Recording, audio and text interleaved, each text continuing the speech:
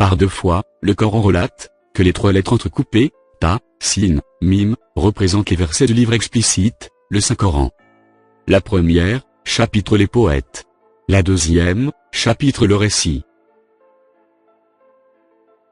D'autre part, parmi les 114 chapitres ou sourates du Coran, 29 chapitres commencent par des lettres entrecoupées, ou aussi appelées ouvertures.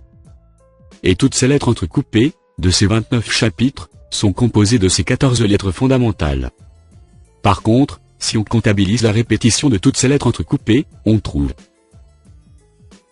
remarque que parmi ces 14 lettres fondamentales, la lettre ta est répétée 4 fois. Et la lettre sin est répétée 5 fois. Et la lettre mim, 17 fois. Pour rappel, la langue arabe, langue sémite, s'écrit de droite à gauche. Et comme relaté dans le verset, ces lettres entrecoupées, ta, sin, mim, sont côte à côte. Alors, nous allons mettre côte à côte leur nombre de répétitions respectifs, c'est-à-dire 5 à côté de 4 et 17 à côté de 5. On aura ainsi le nombre 1754. Mais à première vue, ce nombre n'a aucun sens. Il n'a aucun sens si on le considère dans le calcul à base 10, c'est-à-dire dans le système de calcul décimal, familièrement utilisé par les humains. C'est-à-dire 1754 est égal à 4 pour les unités, plus 5 pour les dizaines, plus 7 pour les centaines, plus 1 pour les milliers. Ce qui nous donne 1754 égale 4 par 1, car unité, plus 5 par 10, car dizaine, plus 7 par 10 par 10, car centaine, plus 1 par 10 par 10 par 10, car millier. Ainsi, 1754 égale 4, plus 50, plus 700, plus 1000. Mais puisque 19 est le nombre d'or dans le miracle du Coran, alors supposons que ce nombre 17, 5, 4, est écrit dans ce verset en calcul à base 19. Alors pour comprendre son sens, essayons de le transformer dans le calcul à base 10, c'est-à-dire en calcul décimal familièrement utilisé par les humains. Donc on écrit 1754 égale 4 par 1 pour les unités, plus 5 par 19 pour les dizaines mais en base 19, plus 17 par 19 pour les centaines. On trouve alors 1754 est égal à 4 plus 95 plus 6137, soit 1754, en calcul à base 19, est égal à 6236, en calcul décimal. Et ce qui est extraordinaire, est le fait que 6236 est exactement le nombre de versets dans le Saint-Coran. Est-ce un hasard? Pas du tout.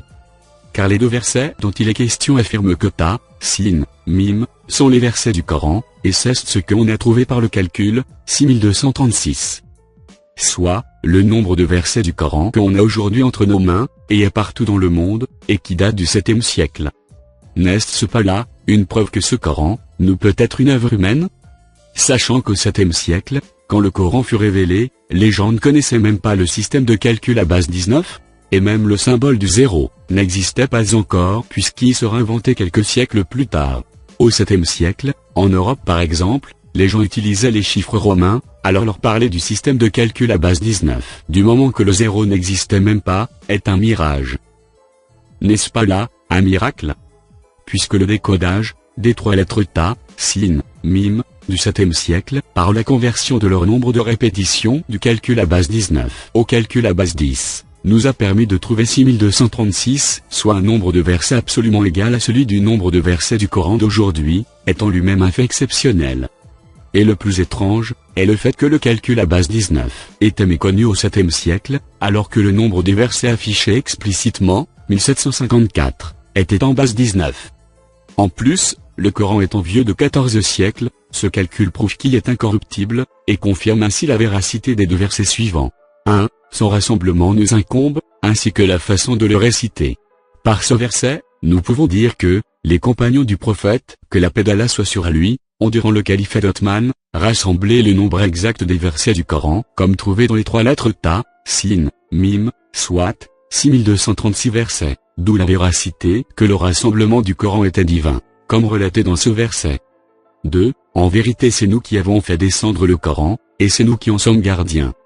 Le verset montre l'incorruptibilité du Coran, ce qui est bien confirmé par le nombre de versets 6236, resté intact du 7e siècle, jusqu'à aujourd'hui, en ce 21e siècle. sais-tu pourquoi dans le Coran, il y a 70 bouts partis? Et si je te dis, que le nombre 60, est le nombre des chapitres du Coran, 114, en base 19? Pour s'assurer de cela, essayons d'écrire 114 en base 19. Divisons 114 par 19. On trouve 6 et le reste 0. On écrit alors 114 égale 6 par 19, pour les dizaines en base 19, et 0 par 1, pour les unités.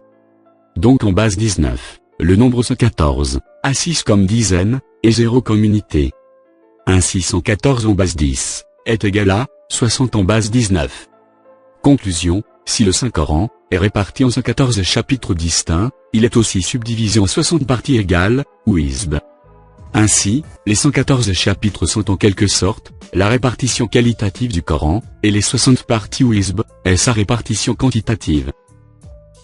Conclusion. 2 questions pour ceux qui ont encore du doute sur la divinité du Coran. 1. Qui peut bien être l'auteur du Coran pour avoir au 7e siècle caché le nombre de versets du Coran 6236, en utilisant le calcul à base 19, mais connu au 7e siècle. 2. Comment le Coran est resté incorruptible, du moins concernant le nombre de ses versets, qui est resté parfaitement intact pendant ces 14 siècles.